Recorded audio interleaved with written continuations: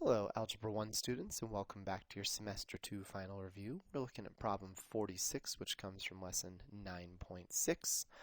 A quadratic function has zeros at 1 and -8.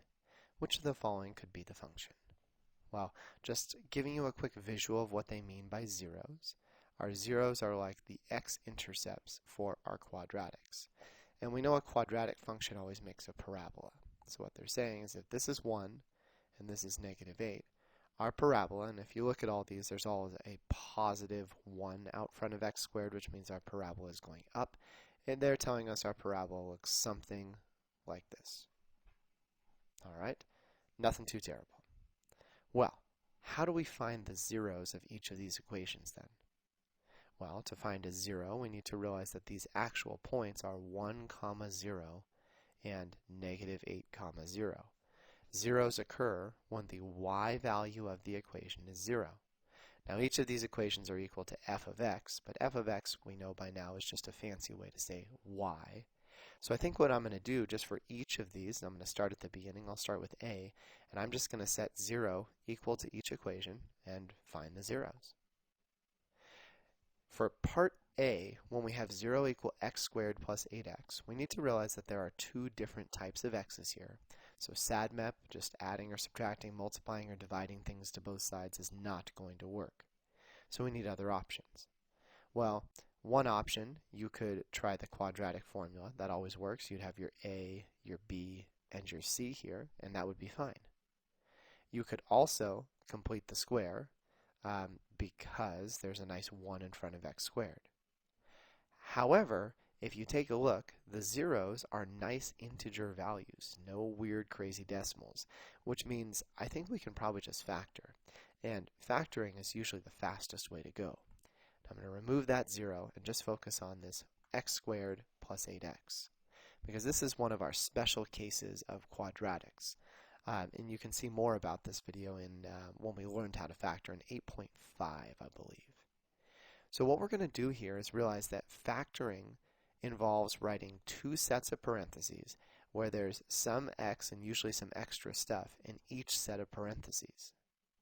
In this case, we might realize that if you look at these two terms, they actually already have an x in common. That's really different than, say, C, where C has 3 terms and this number at the end doesn't have an x, so we won't be able to use this shortcut. But this is a great way to go. So what I'm going to do is I'll still use the box each time just to give you a sense of comfort here.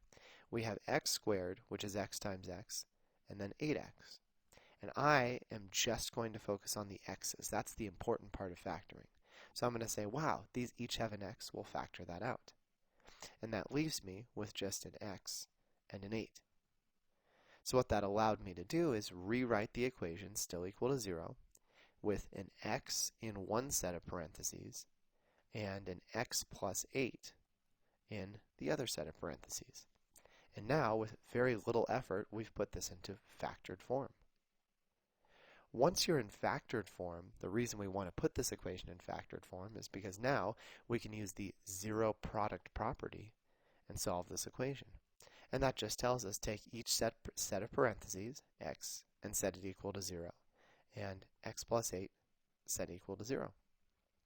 To finish solving, x equals 0. Subtract your 8 from each side. X equals -8. And we're good. So here we got 0 and -8. The -8 matches, that's good, but we didn't get 1, so that's a bummer. Okay, let's try the same thing but with b. So b was 0 equals x squared minus 8x. Now you could use this box again because it is almost identical to a, but realize all we did is we just stole an x out of each of those terms. So I'll do the same colors. We're just going to take an x out of each of those and see what that leaves. Instead of x squared, now there's just an x, and instead of 8x, now there's just an 8. Can you see that if you multiply the x back in, we get what you started with? From here, x equals 0. We already know because this is 0, it doesn't match. We don't even need to do the rest, but might as well. And x equals positive 8. So this one definitely doesn't match. We got a positive 8 and 0, so I think A and B are out. All right, what about C and D? We'll just slide over here. Well, for C, we're going to do 0 equal to x squared plus 7x minus 8. Now this one's a little bit trickier, so a little bit more work than A and B, and I think this one is going to be our traditional factoring method. We can actually take a shortcut, but I won't do it on C. I'll just do the shortcut on D, just so you can see what's going on here. For this one, though, we're going to go ahead and use our box. Okay, so box-wise, and I'm actually going to do it off to the side, and we should label this too. There we go. So box over here, we have our x squared, our negative 8, and we're going to need to split up that 7x. So what adds to make the 7x, but also multiplies to make our diagonal? Negative 8x squared. Okay, well, multiplying to get 8, but that are 7 apart, I think that's going to be some combination of 8 and 1. Those are 7 apart, and then one of them is going to have a negative, but in particular which one? Well, I think 8 minus 1 gets us 7. 8 times negative 1 is negative 8, so 8x, negative 1x. Whew, looking pretty good. Then we find the outsides. Okay, so x and x, negative 1, 8. Remember when there's that 1 in front of x squared, you don't actually need the whole box, you just need these two numbers, because these two numbers are going to give us the x plus 8 and the x minus 1, the outsides of the box. So you can actually skip pretty much all of this if you just want to find two numbers that add to make 7, multiply to make negative 8. Or you can do the extra step in the box. From here, we need to make two equations, zero product property, and then now that we have just a single x in each equation, we can use SADMAP to solve. Subtracting 8 from both sides gives us negative 8. Adding 1 to each side gives us positive 1. In fact, I think this actually looks like our answer right now, negative 8 and positive 1. But I want to take a quick second and just make sure it's not D. I mean, if you have the extra time, and you probably will, most students that are pretty prepared tend to take less than 2 minutes per problem. So it's not a bad thing to check the other answers to make sure that those aren't it. I'm going to go ahead and check D really quickly. Okay. So D would be 0 equals x squared minus 7x minus 8. It's going to be very, very similar to C, I think. So here's our box, x squared minus 8. We are going to need to split up the negative 7x and multiply to get negative 8x. Well, using what we did before, I think it's going to be pretty similar.